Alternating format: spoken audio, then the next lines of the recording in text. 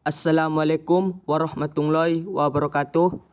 Baiklah, saya akan menjelaskan hasil ringkasan saya sendiri untuk memenuhi tugas UAS mata kuliah kearifan lokal yang dibimbing oleh dosen Ibu Ilham Rahmawati MPD. Baiklah, saya akan menjelaskan hasil ringkasan saya sendiri. Pengertian etika lingkungan.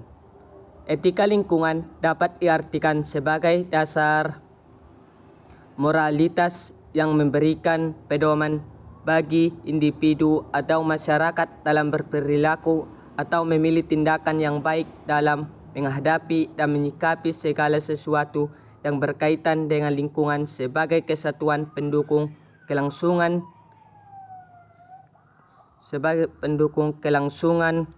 peri kehidupan dan kesejahteraan umat manusia serta makhluk hidup lainnya. Yang kedua, etika lingkungan yang baik akan dapat ikut menjadikan perilaku kita semakin arif dan ramah terhadap lingkungan. Prinsip-prinsip etika lingkungan. 1. Prinsip tanggung jawab. Tanggung jawab ini bukan saja bersifat individu melainkan juga kolektif yang menuntut manusia untuk mengambil prakarsa, usaha, kebijakan, dan tindakan bersama secara nyata untuk menjaga alam semesta dengan isinya. Yang kedua, prinsip solidaritas, yaitu prinsip yang membangkitkan rasa solider, perasaan sepenanggungan dengan alam dan dengan makhluk hidup lainnya sehingga mendorong manusia untuk menyelamatkan lingkungan. Yang ketiga, prinsip kasih sayang dan kepedulian, prinsip satu arah menuju yang lain tanpa mengharapkan balasan, tidak didasarkan kepada kepentingan pribadi tapi semata-mata untuk alam. 4. Sikap hormat terhadap alam. Hormat terhadap alam merupakan suatu prinsip dasar bagi manusia sebagai bagian dari alam semesta seluruhnya. Perkembangan etika lingkungan. Etika lingkungan hidup adalah sebagai refleksi kritis tentang norma dan nilai atau prinsip moral yang dikenal umum selama ini dalam kaitannya dengan lingkungan hidup dan refleksinya kritis tentang cara pandang manusia tentang manusia, alam, dan hubungan antara manusia dan alam serta perilaku yang bersumber dari cara pandang ini. Modernitas dan implikasinya bagi krisis lingkungan. Modernitas adalah jargon yang digunakan dalam ilmu humaniora dan ilmu sosial untuk menyebut sebuah periode sejarah dan campuran norma, perilaku, dan praktik sosial budaya tertentu yang muncul di Eropa pasca abad pertengahan dan berkembang di seluruh dunia sejak saat itu. Implikasi bagi krisis lingkungan. Dampak positif modernisasi.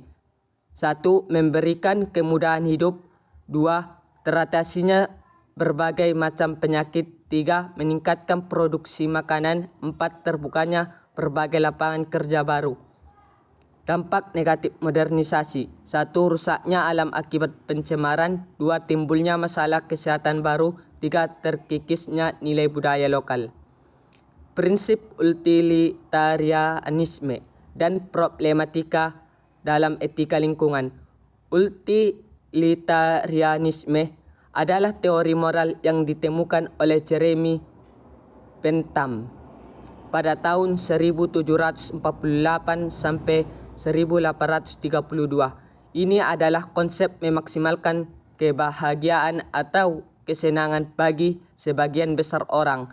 Dalam pandangan ini mengorbankan kebahagiaan minoritas untuk memperbaiki bahwa mayoritas dapat diterima. Problematika etika lingkungan. Masalah lingkungan hidup menjadi masalah etika karena manusia seringkali lupa dan kehilangan orientasi dalam memperlakukan alam. Teori etika human-centered mendukung kewajiban moral manusia untuk menghargai alam karena didasarkan atas kewajiban untuk menghargai sesama sebagai manusia. Ekopominisme Munculnya ekofeminisme. Gerakan feminisme dimulai sejak akhir abad ke-18 dan berkembang pesat sepanjang abad ke-20 yang dimulai dengan penyuaraan persamaan hak politik bagi perempuan. Feminis menitikberatkan perhatian pada analisis peranan hukum terhadap pertanyaisme. Sedangkan kekurangan dari feminisme yaitu terkesan egois sebab hanya memandang sesuatu dengan menguraikan ketidakadilan yang ada. Dalam perkembangan lebih mengarah kepada memandang rendah kaum laki-laki, pertentangan dengan banyak agama. Hubungan antara manusia dan alam dalam perspektif